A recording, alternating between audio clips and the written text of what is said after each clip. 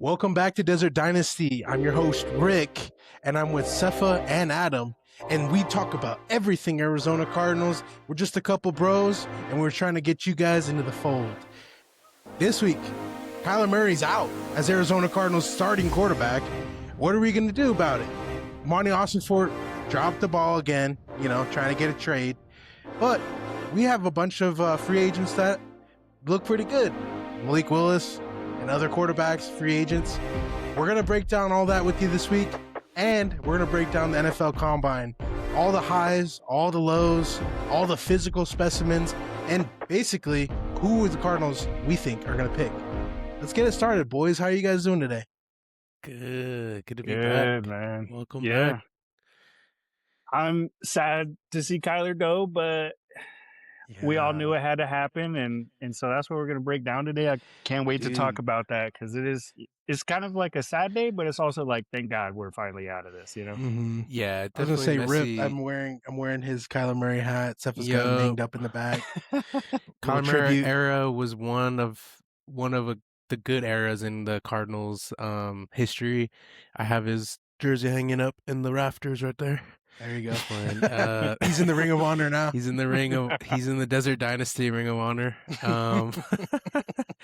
And yeah, dude, I think we've already talked about it on the pod. I will never forget the day we drafted him. I was with Adam, right? No. 2019. I was at Ainsley's, and you were watching the cat.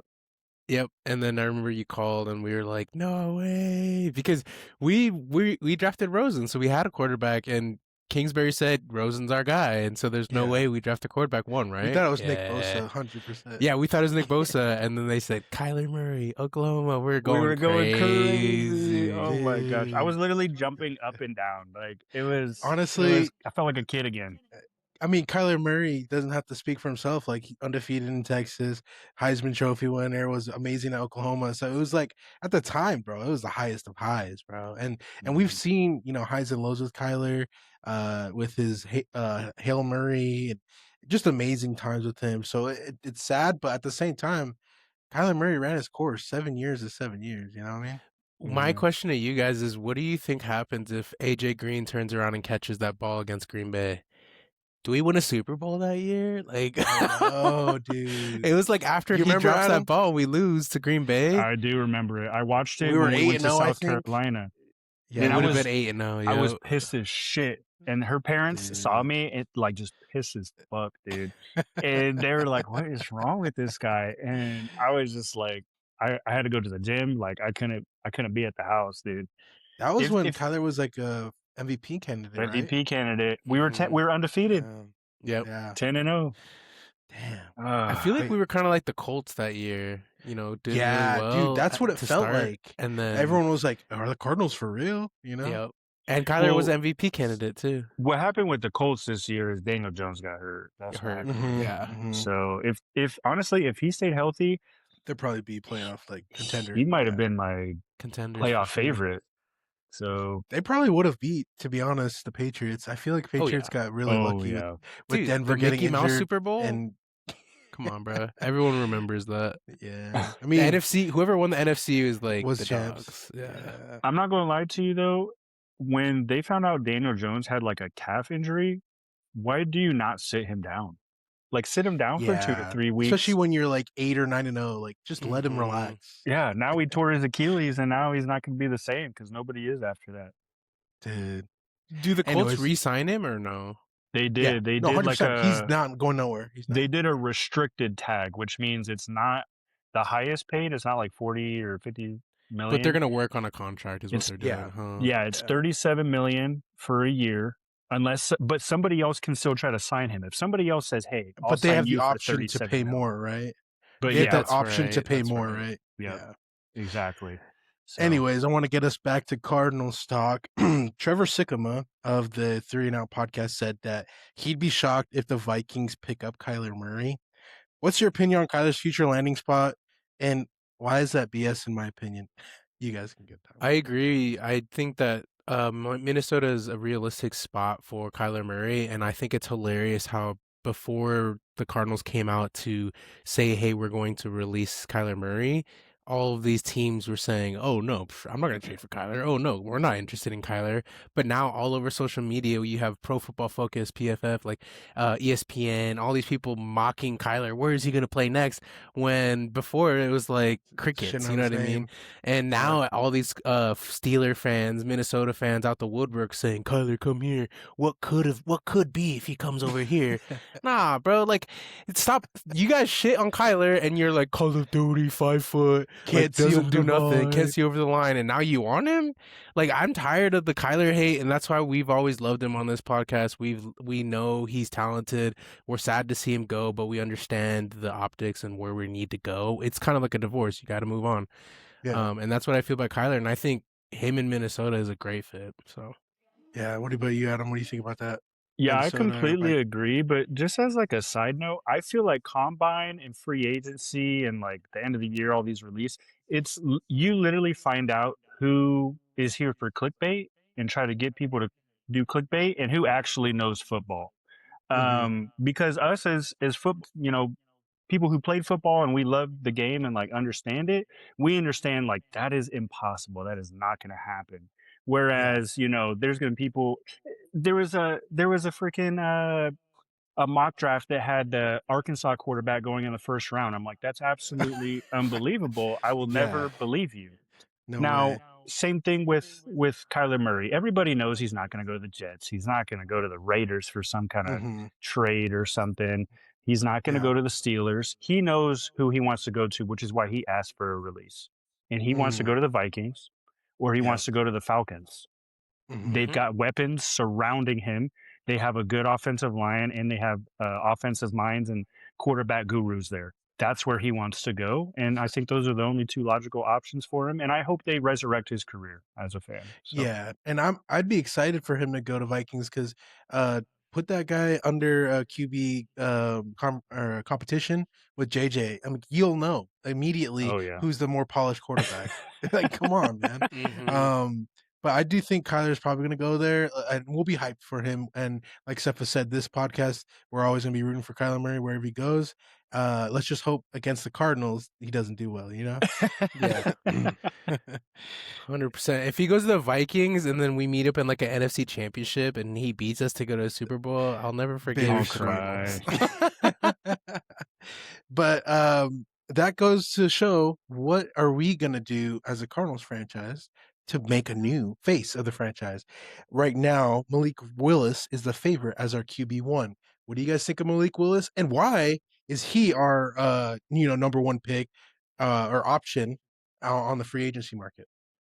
Yeah, I think he's definitely our best option. I've kind of jumped on the bandwagon with everybody that we need Malik Willis if we want to be competitive next year. And I think immediately, not only for Ossenfort's sake, but to show that LaFleur is a winner and he's here to have a good offense, that we got to start winning year one with him. So he wants Malik Willis. And worst case scenario, if it doesn't work out, everybody knows next year's a QB heavy draft. You can move on real fast. So I think to give the franchise hope this year, Malik Willis is going to be our option. And I think we sign him $35 million a year. And that's pretty Yeah. steep. Yeah. I think it's steep, but you got to remember how much quarterbacks are paid in this league. So it's a temporary, like Adam said, a feeler to see if he can be our guy. And if he is our guy, good. I mean, if he gets a resurgence like Baker Mayfield or Sam Darnold and he just flourishes in Arizona, I'm all for that. And then on the top of it, we could even look at drafting a quarterback into the 27 class. So I Yeah. think that's going to be the move. If Monty kind of shits the bed and doesn't sign Malik Willis, then our other moves would be Jimmy Garoppolo or what's the other free agent? Kirk Cousins. Kirk Cousins, which I don't think those are realistic just because that's not bringing any juice obviously to the Arizona Cardinals, and we're also not going to be competitive. I think Jacoby Brissett probably brings the same amount of energy as Kirk Cousins and Jimmy Garoppolo, so why even why change kick it the up? tires, right? If we're going to kick the tires, just keep Jacoby and run another 18 games. We're going to win 3, and then we're going to draft a quarterback. Fire Yeah. Monty and draft a quarterback, so... I think the cool thing about Malik Willis is a lot of people say he's like Kyler, which I think he's good as in mobile wise. He is, but he has definitely a better deep ball. Like you can see He when he does. threw like a 60-yarder or a deep ball, it's like in the bucket. I don't know, and I just feel like he has it in him to throw it far and often, and that's what I want to see out of our new QB. Just you know, a gunslinger, and then also be mobile. And that's what excites me about him. And he looked really good with Green Bay. So if Mike is anything like his brother, he could, you know, make him a starting caliber quarterback, which I mean, if we get him for 35 mil and he turns out to be the next, you know, Daniel Jones of next year, then yeah, we got to steal from him. And like Adam said, if you give him a 2-year deal, 35 up front and then a 20 million the next year, with the option of cutting him, obviously, then yeah, there's no risk. And he's basically proving himself, and we can move on if we don't like him next year. But it gives us Yeah. that option to be competitive, you know? Do you think he's going to want a 35 million, like a 2-year contract? He just wants like a prove it, like, hey, I'm a starter in this league. I was thinking hopefully it'll be like a 45 to 50 million 2-year deal. And so 30 million first year, 20 million like the next year. 2025. But Okay. 30 million guaranteed kind of thing. So Okay. I'm hoping, but we'll see. If we have to do a longer deal, I'm not like in love with that, but we'll see. We got to get the deal done is the thing. Yeah, we got to Yeah. sign him no matter what, I think, right now. Yeah. Yeah. Anyways, love Malik. We'll see how it goes, and we'll keep you guys updated. Also, leave a like, drop a comment if you are listening, and we'll definitely shout you guys out. Here at DD, we love you guys, and we want to keep up with all of the updates. Um, I wanted to talk to you guys about the combine though, all the highlights and all these crazy ass like athletes that we kind of expected to be good, but they definitely highlighted it in this combine. So Sonny Styles, Arvell Reese, and David Bailey were the highlights and the physical specimens in this draft, running the fastest 40s, jumping the furthest in the long jump, jumping the highest in the the standard jump. So what do you guys think of those three guys? And is physical attributes pay toll into the drafting process? Oh yeah, I was gonna say I think it does like show that you're gonna be a good player, especially if you do very well in the combine, but it doesn't always translate. I look at that one defensive end from I think it was Texas A&M last year, or the Oh one yeah, that the guy from the Bengals. Oh, Bengals yeah. drafted. Yeah. He just went nuts in the combine and like was so good athletically, and every single drill did very well, and it boosted his draft stock to top 10, which is crazy. And I remember talking about it on the podcast, like if we draft this dude, I'm gonna be pissed because he only got like 2 sacks, and Trash. his film looked like Production. trash, and his production was garbage. And I'm pretty sure he didn't do much with the Bengals this past season, if not He in an was injury. bad. Yeah. Yeah, him So and the crazy thing, him and Abdul Carter actually weren't that good this year. mhm. Yeah. So that's what I was like, happy we passed on him, and that's just another example of what the combine does is just because your measurements don't always measure up doesn't mean that you're not a good player, and that can lead into the Bane conversation if you wanted to, but Adam, what do you think about Sonny Styles running hella fast and those physical specimens in this draft? So I'm not gonna lie. When I saw how fast he ran, dude, that was insane. And they were throwing shots at who's that safety from the Ravens? Oh, Kyle Hamilton. Kyle Hamilton. He ran faster Yeah, than him. He's like, bro, why? linebacker. Like, Yeah. but honestly, I think it creates a conversation to determine, hey, is Sonny Styles gonna go before Arvell Reese? Just because Yeah. he's got a Faster. position that he's really good at, and he went crazy in the combine. He already had amazing film. He's a top 5, top 7 pick. That's just what's gonna happen. Hmm. But with this combine, now you see, oh, his film also translates to like how insane he is as a physical specimen. I think he really helped his draft stock, and maybe he goes to the Jets at 2 instead of Arvell Reese. The one thing because yeah, like I'm with Adam totally. Sonny Styles actually highlighted in my mind. Oh my god, like we do need a linebacker yeah. because like you see his physical specimens in his tape, his production was off the charts. So it's like I love having the guy we drafted last year. What's his name? Or Mike? Oh, Remember? yes, from Ohio State. I From forget Ohio Cody his name State. right Simon. now. Cody Cody Simon. Simon. I love Cody Simon, but come on, Sonny Styles is on a different level, Oh man. yeah, But he's you Jahad got to think about, Campbell-esque in my opinion. yeah, he is. Faster, but But you gotta have draft, what do you call it, knowledge and knowing, okay, is it the best what do you call it, value at number 3? I don't know, and it's so dangerous to pick him. um but what I am scared about, and what I wanted to bring you guys up, is Monti Ossenfort loves Ohio State. So are we going to go Arvell Reese, no. physical specimen, 20 years old, Did off we the interview ball him? linebacker? I think we We did. did the first day. So what do you think? Monty Ossenfort loves those guys, man. If he did, he'd fail the draft. Everyone knows the Isaiah Simmons experiment went wrong. This is Arvell Reese's Isaiah Simmons 2.0. He doesn't have a solidified position in the NFL yet, and that's exactly what Isaiah Simmons was. So if we draft him, we're putting risk into 2 years of development versus, we can draft a blue chip player that could start this year and play a position we need or want, right? AKA Love, but we'll get there. Now, Adam, what do you think about Reese? literally just with you saying that, I kind of just thought of this on spot. The issue with Simmons was he was more like he played safety and then came down as a backer, or went backer down to safety, down to like blitzing off the edge, but he wasn't necessarily edge rusher. Where Arvell Reese, I think he'll translate a little bit better than him. Mm-hmm. I think he'll be like a Hassan Reddick, where like Yeah, it's That makes difficult to sense. put him at one position or the other because he's so talented.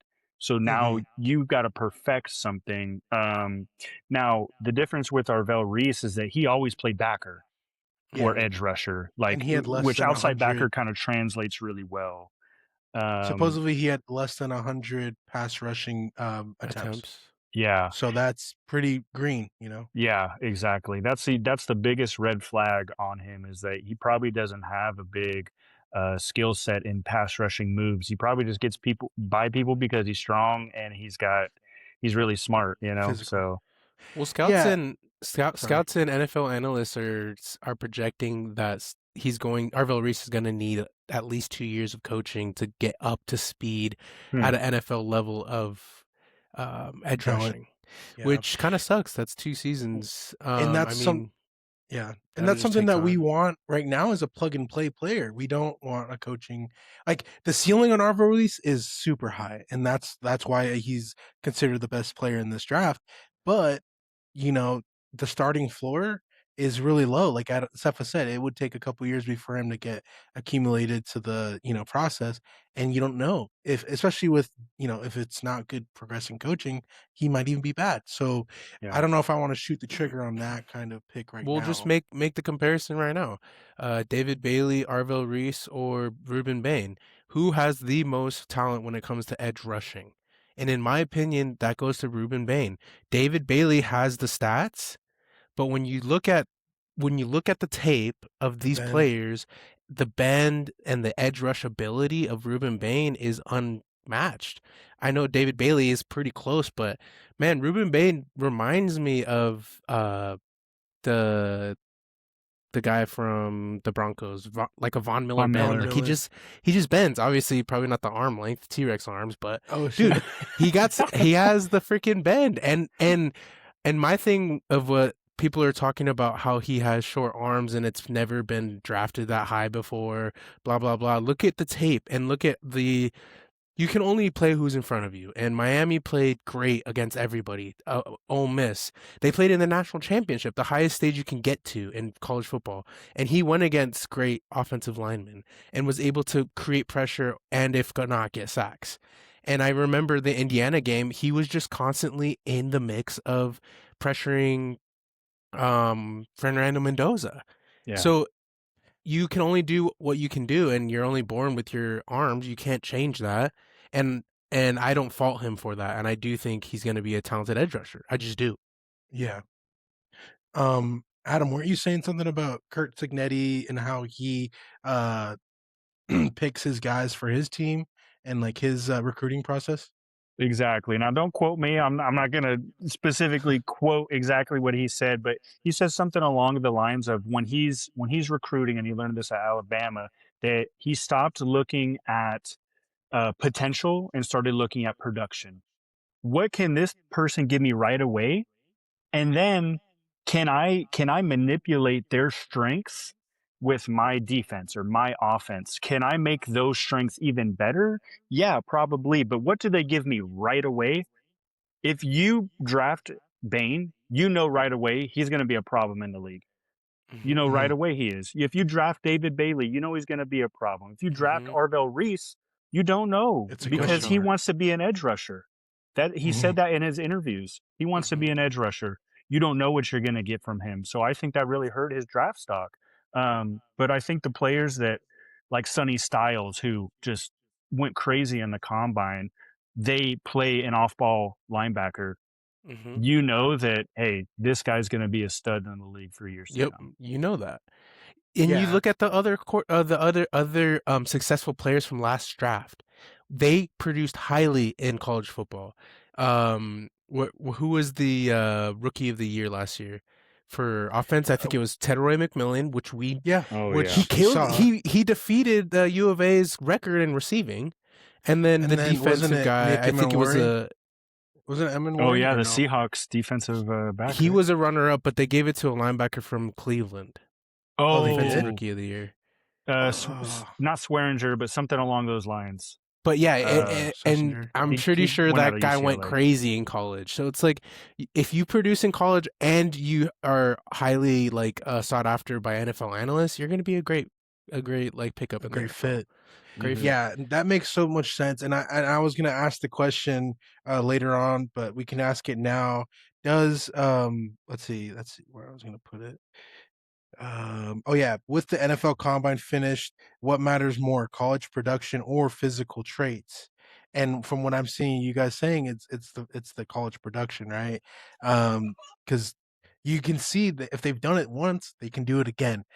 Just like the guy from the Bengals who did a crazy combine, couldn't do it in college, couldn't do it in the Mhm. NFL. So Mhm. it's not a hard pick, and a lot of people are like, "Oh, we're moving off Ruben Bain. He's going to be later than in the teens, not in the top 10." And I'm like, Mhm. Also, "Bro, another player that I want you guys to remember, and I'm pretty sure every single listener from Desert Dynasty will remember his name.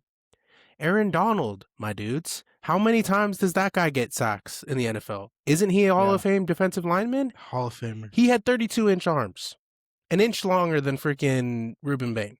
So does Mhm. arm length actually matter? Yes, it matters, but like Yeah. you can be a specimen and a great game at the game of football, and you just know how to play. And Ruben Bain, he just looks like he knows what he's doing, and he uses sometimes his short arms as leverage to get under linemen. And the Yeah. And low man always wins. Like it's crazy. and I that's don't know what why pisses he's me off getting. the most is like it's like a scientist. They're always like at the back in the day they were like shorter guys run faster because they can move their legs, Yeah. quicker than a long guy. And then actually later on people It's figured long. out longer arm or longer legs run faster. So it's like we don't care what your stupid little analytics say because does a guy have heart? Is this guy Mm-hmm. going to go put his line out the line for the Cardinals, which he said he loved the Cardinals, which Mm-hmm. none of our draft picks usually do. So it's like we want a dude. We want a straight up dog. We don't want care about the stupid ass analytics with your arm length. And so Yeah. that's why I'm mad about people thinking that we're not even gonna I feel like fathom thinking about Bane it anymore. only kind of matters for offensive linemen a little bit because Yeah, you are trying to get that extra reach as a tackle to that's reach true. that end. But Yeah. as a D lineman, it matters, but like it's not as much as an O line. You can definitely Yeah. utilize your arms and just I don't know. And then we'll pay for it. Let's say in 12, like the Eagles or someone pick him up, later on in the draft, Oh Yeah. and yeah. then he's the best fucking edge rusher, right? So Mhm. we might be paying for that. This is what I'll say. If Bane does not go 2 or 3, if let's say we trade down or we draft somebody else, the Titans are going to get 1,000 phone calls to get Ruben To Bane. trade for Bane. I guarantee it. And I guarantee if he doesn't get pick number 2 that we're going to get 1,000 phone calls for somebody to try to draft up to trade up for Ruben Bane. I guarantee it. Yeah. At the end of the day, NFL GMs aren't They know. stupid. They know who the best players are. Now, sometimes it's smoke screens, and sometimes you're wanting to know, hey, if it's between this position and this position in the second round or the third round, do I want to go with this guy instead of this other position? You know, Mhm. like the guy from Missouri that we held an interview with. We're not drafting him in the first round. No. No, Absolutely not. but we're It's a interested second or later. third round draft pick, but we are interested in him because we Yeah. do need another middle linebacker. You Yeah. always need middle linebackers. You need the next great Fred Warner or Bobby Wagner. Yeah. Everybody's Yep. looking for him, but everybody's Mhm. also looking for the next great edge rusher, the next Aaron Right. Donald. And I think that's what Ruben Bain is. If we pass up on him, we're going to pay for it. Mhm. I was gonna say, the Jets just traded away Jermaine Johnson, an edge rusher, and they're the second overall pick. Do you think they're going? Is that like reading the tea leaves? Are they gonna go edge rusher in this draft? That's what I assume. I assume they're going to, but I really think they're going to draft David Bailey. A lot of people have him higher than Ruben Bain. And it sucks, right? Because Ruben Bain, it's just put on a show all year and to kind of be, you know, put below Because of the measurables. because the measurables is kind of disrespect. And if I was Ruben Bain, I'd be like, all right, fuck y'all. Like I'm gonna push Yeah. myself and do even Whoever better picks than me. whoever drafts me, right? Mhm. And good for the Jets if they get David Bailey. That's not a miss at all. Yeah. It's a good draft pick, and he'll be successful as an NFL player. But I do think Ruben Bain's the right guy. I think Yeah. I would be if I was the Jets, I'd be happy with Ruben Bain. But Yeah, Cefa's definitely on the Ruben Bain train. I personally would pick. I don't know why I'm on the David Bailey train. I think it's because he has a higher floor and he's got so much production in college and he's got the size, speed. I you like gotta David Bailey okay, Rick. maybe a What little bit more than Ruben, how but I can I try can is understand what you're to saying. argue that is Ruben Bain's a true edge rusher. David Bailey is a skinny edge rusher. Yeah, I mean, he's not skinny, but if you're looking at a true defensive lineman, Ruben Bain is that guy. And yeah. I don't know our defensive scheme, but I'm sure we could even have Ruben Bain play inside if we had to. Hmm. Not saying I want that, but David Bailey is kind of those new Just esque edge rushers, right? Where like the Micah Will Parsons, the Anderson, Will Andersons, lighter um, guys. Yeah, lighter guys, and then you got Ruben Bain. I don't know his weight, but he's a big dude. Like he he's a is. thick dude, He's like and he's 260s. fast.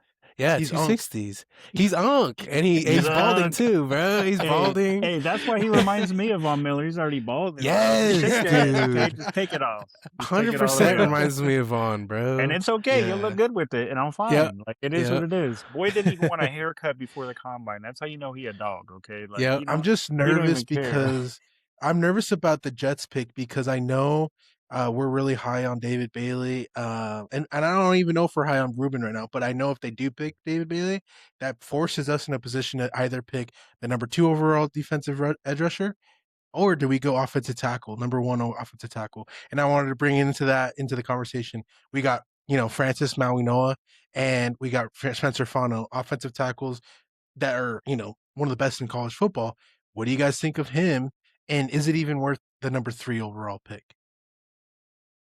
I I'll go first, Adam. I think the Francis Mauigoa is amazing, and I think he's going to be a great offensive lineman in the NFL. I do think he's the type of player you sign him this year, he's definitely going to get an extension in 5 years or Plug and 4 play. years, because he's just a great player. My only problem with Francis and Spencer is that it's a little rich at 3 to grab them. I wish we were the Titans or a couple Saints picks at 8. later, Yeah. and he just falls to us and we draft him. Um, because 3 is such a valuable pick. You have everyone pretty much besides the top number 1 guy, and 2 is always tough too, but now we have everyone else in the draft that we could take, Hmm. and taking one of those tackles that high, it could potentially be a reach, but I don't think it'd be a reach in our case because we need that, but that's Hmm. what people are saying. Yeah, Adam, what do you think? Yeah, no, I definitely agree. It's I just feel like we can trade down 3, 4 spots and still get one of the two best tackles, which one is more so like an agile tackle who still has fantastic form. Whereas I can never pronounce his name, but the offensive tackle Francis. for Francis, yeah, there you go. Yeah. He's just a power tackle, like the tackle just got released by the Niners. Like that's who he reminds me of. Yeah. Trent No, not Williams. Trent Williams. There you go. I feel like that's his projection for his career, to be quite honest. So you can't go wrong with it. But based off how this draft is, if you can draft him just for the sake of salary cap for us, if you could draft him at a 6, instead of 3, that saves you a bunch of salary cap space. And if you trade down, you're getting more picks to load up even more in this stacked draft class. Yeah, and picking him at 3 overall, it would be picking like him over Paris Johnson. I think Paris Johnson we picked at, I think 6 overall or 7 overall. So it's like, is the offensive tackle worth that position? And I've been listening to like the PHNX podcast, and they were saying that these guys aren't grading the same as Penei Sewell or Tristan Wirfs. And Tristan Wirfs even went top 15. So it's like, are we going to spend a number 3? Like Sefa said, the highest pick basically in this draft on a need in our offensive line? That brings up the question: do you fill the need or do you get best player available? And that's the thing that it boggles my mind. And in my opinion, the best player available, Jeremiyah Love. Come on, what's the argument there? You have Jeremiyah Love, the to. best perennial running back in the draft. I'll answer your one question. You just said, Sorry. do you draft for need or you draft for best available player? The best available player is always going to bring you more juice to your franchise. You look at the great NFL teams; they typically never miss on their draft picks, and it's typically because they're taking the best available player in the draft, not just drafting for need. And you see that time and time again for all these other NFL franchises, and then you have the bottom feeders, aka us, who were kind of like drafting. We're trying to pick, good players, these good players, but we're not picking the best available player, which was what, Isaiah Simmons. We could have taken CeeDee Lamb or Tristan Wirfs. Yeah, 100%. You know what I mean? So yeah, you have to take the best available player because over time you're gonna keep getting the best guy, and it should be transforming your franchise. Adam. Yeah, it just really depends on who you think the best player available is. I don't, but I think there's a fine mix between two. Hey, take the best player available, but if the best player available or the second or third best is also a need, take them. Pays into if you account. know that the next person 1 or 2 picks below you is gonna draft that person, but you need them really bad and they're just a top tier talent. They're gonna be elite in the league. You take them. It's a smart move, but it's also like it just benefits you in every single way. There's no right or wrong. There's no wrong answer with going that way. So yeah, I think I personally rate Ruben Bain higher than Jordan Love, as in talent wise. I'm sorry, not Jordan, Jeremiyah. And I would definitely take Ruben Bain, right, at 3. But I understand the argument for Jeremiyah Love because he is very talented. The comparison to Saquon Barkley is definitely warranted. When you watch the film, that's what I get remnants of is Saquon from Penn State. But 3 again is a rich pick to take a running back, and especially when Ruben Bain is there, if he's there, why would you pass up on that? Yeah, and that's what I wanted to bring up with you guys is Jeremiyah Love is a perennial, best college football running back in history, up in the ranks with other greats, right? People and a lot of Cardinals fans are on board with him being the number 3 pick. I think that I could see value in Jeremiyah Love being on this team. You get a new quarterback like Malik Willis, you bring in Jeremiyah Love, and then you find a good, like Mekhi Becton type right tackle instead of drafting Francis. And then you can actually, have that player, that defensive coordinators are taking a deep breath every time he touches the ball. Every time I saw a highlight for Jeremiyah Love, he was taking a deep ball 60 yards down the field to get a touchdown. And that kind of juice on top of Marvin Harrison Jr. and all these, and Trey McBride star-studded players would just make our offense just like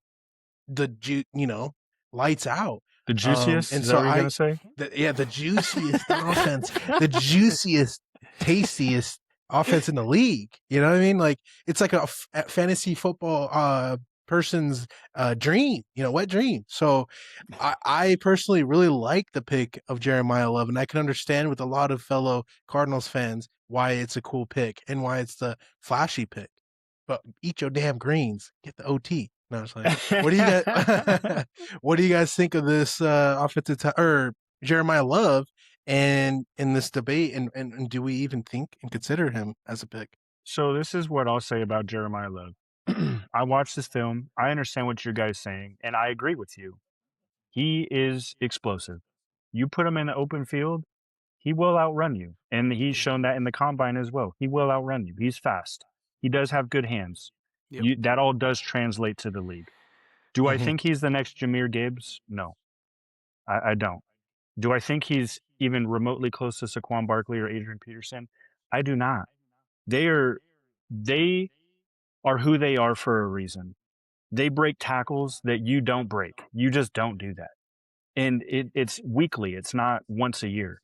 It's on a weekly basis. And they are explosive as well. They were one of the fastest players in their draft, and it also translated to the field. Now, this is what I'll also say. The best players, they don't have bad games in college. Okay? I'm just going to go down a list here. Okay? So, for instance, he went against Miami.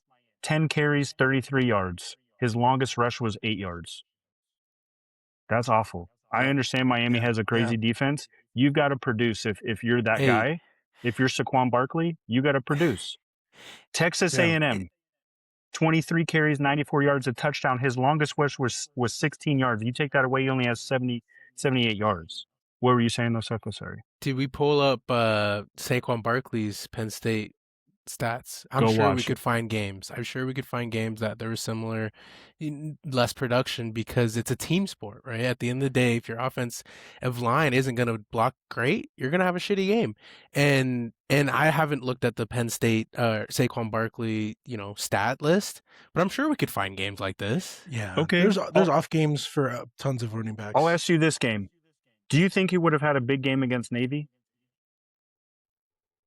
Probably, yeah, but he probably couldn't. Navy, 13 carries, 94 yards, 2 touchdowns. He ran for 48 yards. 48 yards was his longest rush. You take that away, he ran for 12 carries for 46 yards. What was the score at halftime, though? Did they start tapering off because they won 49-10. Yeah, so there's those games where you pull the dogs. That's still 2 touchdowns, though. You know what I mean? It's not that bad. You're going to score 2 touchdowns because it's Navy, okay? I can score 2 touchdowns against Navy. Okay, I understand. I 100% understand Adam's argument, and I'm fully on board. I do think we need to draft for need and talent, because this edge draft class is amazing. Why pass up on David Bailey and Ruben Bain when they could be on our team? And then at the same time, we could also trade down for someone that really wants fucking Jeremiyah Love and get a little more talent or more picks and pick more. My argument for Jeremiyah Love is another player that he doesn't, because Adam's right about the breaking tackles ability. That's a Saquon thing. Jeremiyah Love reminds me of Alvin Kamara, dude. The way he can catch the ball out the backfield and the way he hurdles dudes and just makes them miss is an Alvin Kamara-esque thing. And which is crazy. I don't know. I think he would be amazing. I think he's going to be a great running back in the NFL. I don't think he's going to be like just some random dude. Like, he's definitely going to I think he's going to be top 5. I mean, hot take. I think he's going to be top 5 running back next year. He's going to get drafted in every fantasy league, top 5 pick. Everybody is going to draft him. Like Sefa said, he makes people miss, and not only that, he's got the same patience as Le'Veon Bell. He sees, he waits for the holes to open up, and he hits them, and he doesn't pause for a second. Fast as fuck. And all the touchdowns I saw him, he's running through a literally stampede of like buffaloes to get through to get a touchdown. They weren't always wide open holes. So yeah, the way he reads the holes. He's got some that takes some like as a running ball knowledge. And he doesn't just run for the hole. Yeah. So he's very talented, and I can see the appeal. But my argument against that would be look at CMC, the greatest, the GOAT CMC on the Panthers sucked. Well, he didn't suck, but they never Didn't they won. go to the NFC champion or the Super Bowl with Cam Newton, or was he not on that squad? I don't know. Maybe he was on that squad. I don't remember, but I know that the Panthers weren't that good with CMC. I know that. And then you go Saquon Barkley with the Giants, never made the playoffs.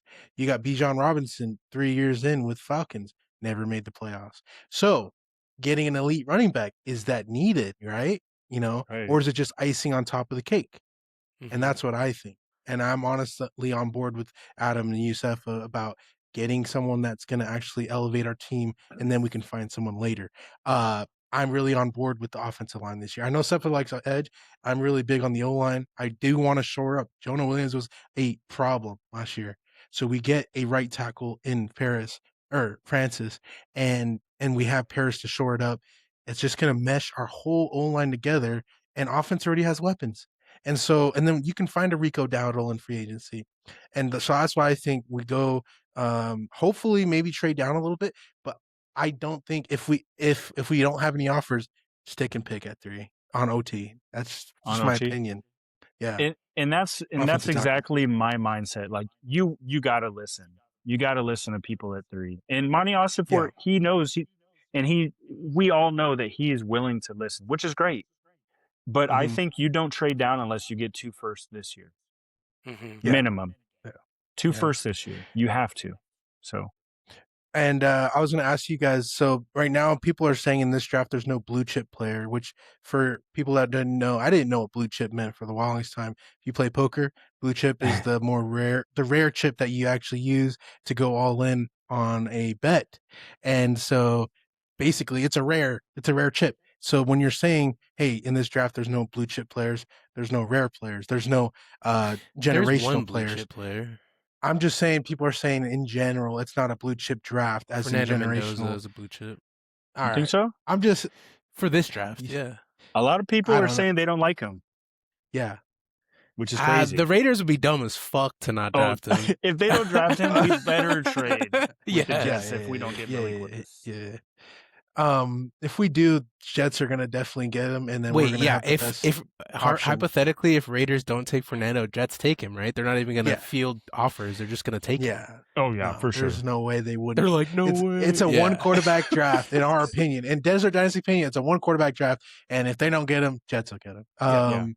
But like I was saying, Sefa, we're not talking about Fernando because he's the one, but they're saying in general, it's not a blue chip draft, as in there's not a ton of generational talent. So that getting your pick, you have to stick and pick, because you're gonna get the same value as if I picked Francis at 12, then at 3.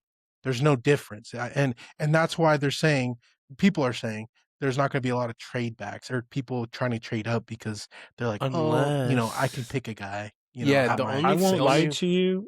Oh, go ahead. I was saying the only way people are going to want to trade up, I think, is if the Jets draft an edge. If they take David Bailey, I think Ruben Bain's going to be like really hot commodity. People are going to want him at 3. But if they don't take an edge for whatever reason, I still might think 3 is going to be sought after to trade up. Honestly, either way, whoever Jets take, just because people like to blow smoke that no one's going to trade up, they're going to want the player. But it happens. It'll happen. Yeah. I just don't know if the Cardinals do trade though. Personally, for me, I don't think there's like an overall blue chip player, but I think per position there's blue chip. Like there's absolutely separation between the best players at linebacker, receiver, tackle, and edge rusher compared to everybody else. So I think that, if you want one of those players, you got to be in the top 10. And that's where I think the trades are going to happen. I don't think the trades are going to happen probably after top 10, top 12. I think if you want the top players, you got to go top 10. So pretty much whoever doesn't do shit in free agency, that's going to determine if maybe they trade up. Let's say nobody wants to go to the Chiefs because they're unsure about if that dynasty is over. they might be somebody who wants to trade up, if they don't Well, do you good saw at the free Chiefs agency. just traded Trent McDuffie, so they look like they might be in a rebuild. Insanity, dude. Might be in a You're rebuild. right. Fuck the Rams, bro. Might as well. I'm sorry, I just had to put that out there. No, 100%. Bro. They're gonna be so good next year, dude. They make That's smart crazy. decisions every year. Always. Everyone's I like, mean, I would he was trade one my of 20. the. Everyone was like, he Sorry. was one of the worst outside corners. You're going to pay him $30 million a year. I'm like, yeah, Like, he's one of the yes, best slot yeah. corners, and you put him at Yes. the Rams, and he's going to be amazing. He's so good. Yeah. He's so And good. it's the 29th overall, dude. Like, come on, bro. Like, I'd rather take Trent than some rookie, bro. You know? Mhm. Yeah, absolutely. But yeah, like you guys are saying, you don't know if these teams are going to trade up or not. So maybe we'll see at the end of free agency, or, we got 8 more weeks. So I think maybe we'll have more of a sense of who will be willing to trade up. And that's going to be exciting. Yeah. Oh, yeah. More clarity and stuff. Mm-hmm. But yeah, that's basically all I have for y'all today. Unless you guys wanted to bring up anything.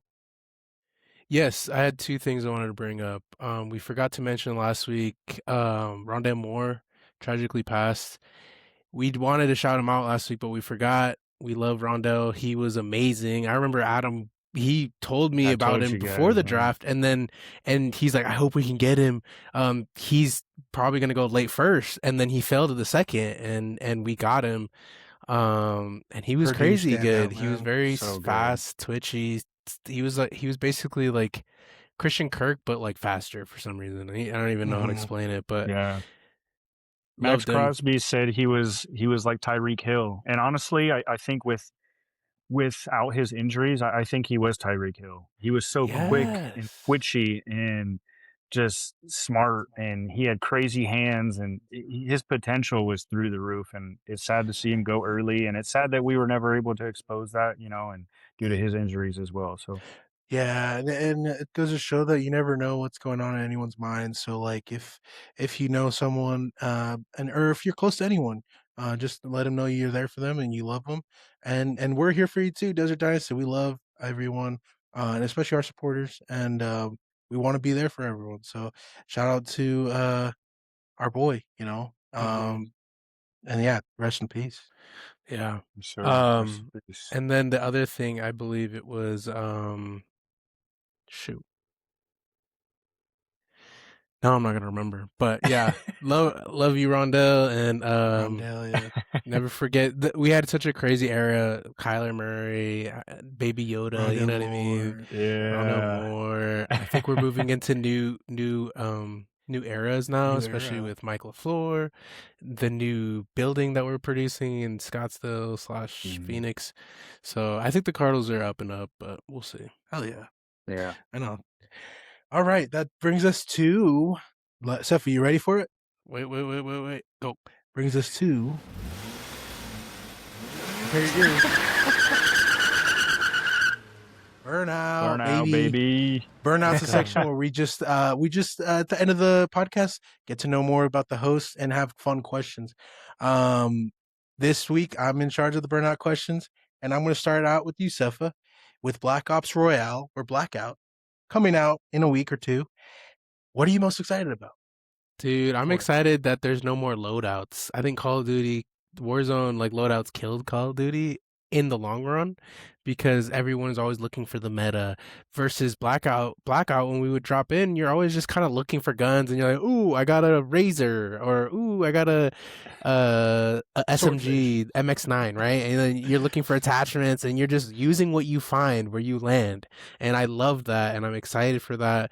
Finding an attachment, like I remember when I think Adam liked the 3-scope over the 4X, and he's like, oh, I got a 4X, nah, I already have a 3X or something. You know what I mean? Like we do that stuff, and I saw in the reveal they're putting bandages on, so it's going to be the same healing system as Blackout. So it's not going to be just 3 plates. So I don't know. It's going to be cool to look at and see the difference. So I'm excited. I haven't watched the trailer yet, so more so I'm going to ask a question within this question. Are they still going to have the wall running and stuff like that with this new no, there's no wall running, but they're going to have a grapple gun actually. Okay, so it's Blackout grapple guns. Yeah. They're going to have grapple guns. They're going to have no loadouts, And I wanted to bring up with you guys is they're actually going to have high value POVs that you have to land to get better loot. So basically, since there's no loadouts, you're going to have to go hot drop on these crazy ass spots to get the best guns, the best attachments. Okay. And that I think that's exciting because then you're like, hey, best beat best, best beat best, and we're then run the lobby, So Okay. it's interesting, and I think it's gonna change the Warzone atmosphere. I think that they are finally understanding that if they don't go crazy on this, that everybody's going to converge over to Battlefield. Because they already saw how it kind of happened with how poorly their last game came out in comparison Oh to yeah. how Battlefield 6 came out. So I really hope it's a good game. We'll see. So, yeah. All right, Adam. Would you trade away your first round pick this year for Max Crosby?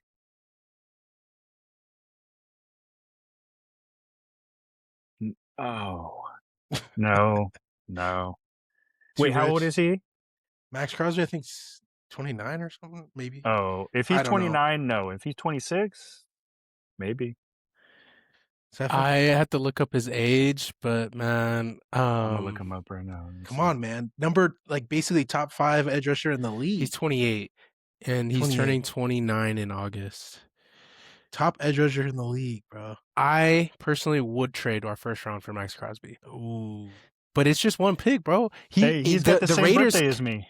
No way. Nice. Let's Yeah, go. August That's 22nd, sick. 1997. That's We're sick, the bro. same. Are you guys the same We're year the same too? age. Oh my god. That's crazy, bro. I would bro. trade for him one first. That's it. That's But then definitely worth you're it because saying the they're Raiders probably want more asking than just more? a first. Okay. Get Max Crosby. Boom. Done. Yes, sir.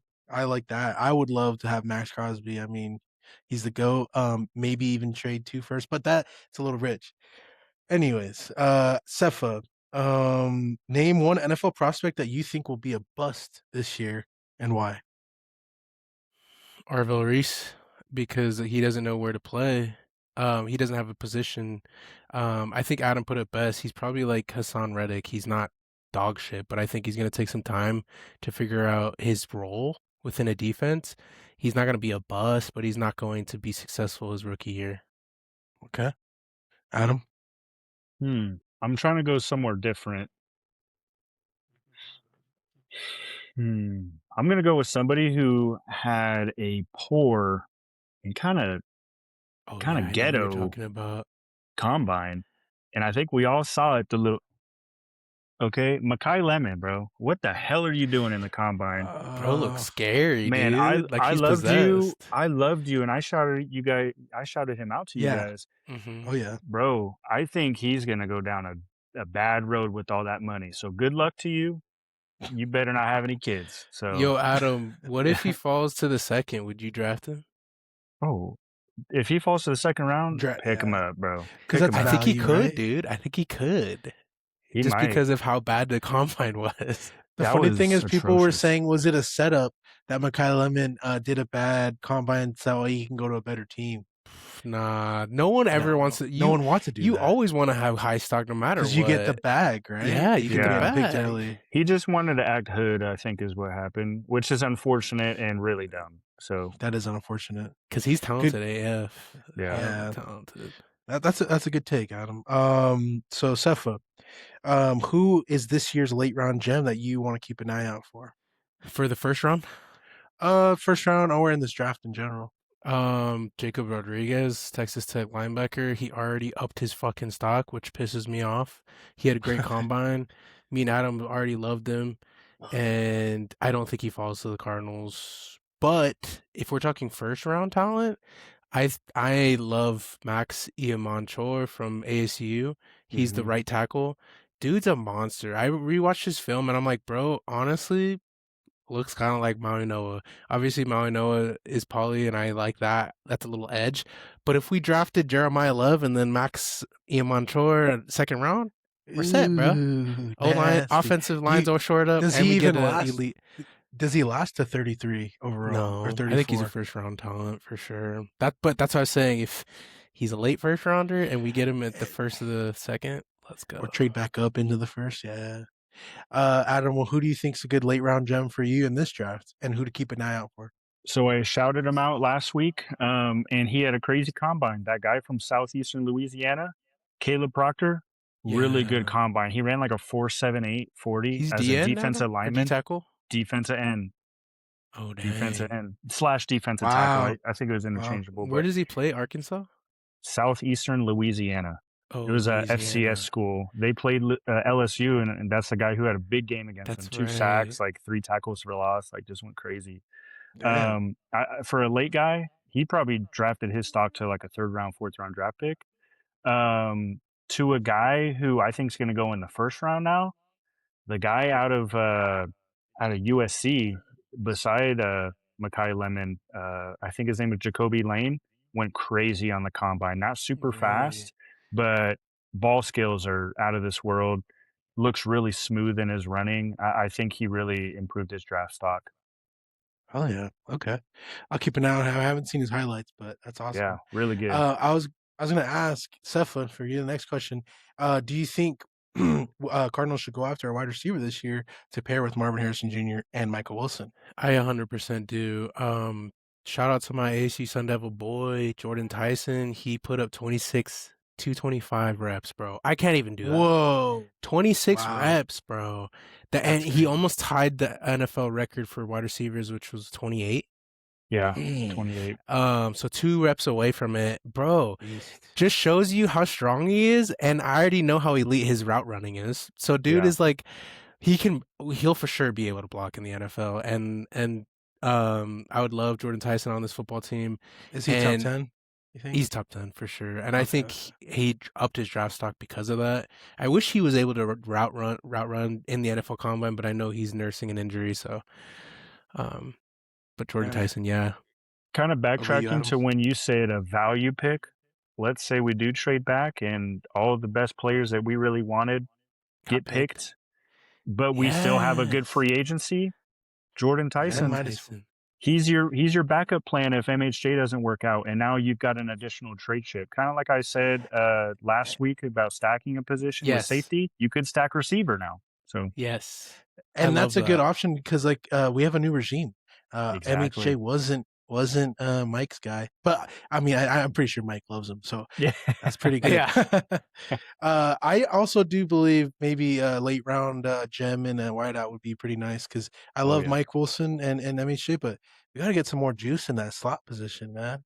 Yeah, Jordan Tyson would bring so much juice to the slot position. He's just so good at running the ball, route running. Or Carnell Tate maybe in the 18s or 20s. He had a bad combine personally. He did, but what about the production though?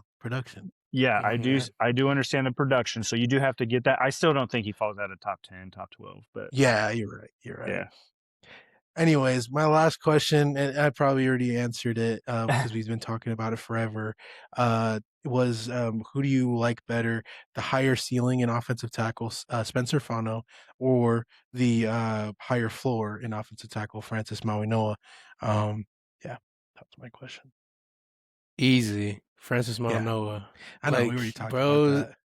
Easily just as athletic as Fano. I know Fano might be a little faster, but Fano's going to have to gain 50 pounds. I just know that. His NFL weight is pretty low. And I think Francis Mauigoa is already there. So I guess the only thing about Spencer is we know that he has a better, what do you call it? Technique. But he's, like you said, smaller. So definitely. He looks like a tight end, bro. Like very tiny. Or a guard. Yeah, he for is offensive lineman. Not even a guard. Yeah. He's very tiny. I don't trust that. Never have. Yeah, that's kind of scary. You're not a lineman. Go catch footballs. Hey, he still weighs 305. I think he just carries it. I think he carries it really well. Okay. Watch him be pretty good, and we'll be sad. But if you put him and Mauigoa or whatever his name is right next to each other, I mean, it's a mountain and like yes, you're right. Like you said. You're right. Exactly. That's why it looks bad. You're like, all right, like obviously that guy is gonna be good just because like. But who was the Cowboys tackle for years, and he was just a fucking unit. He was buff. Something Smith, right? Yes. Smith. I know who you're talking about. Yeah.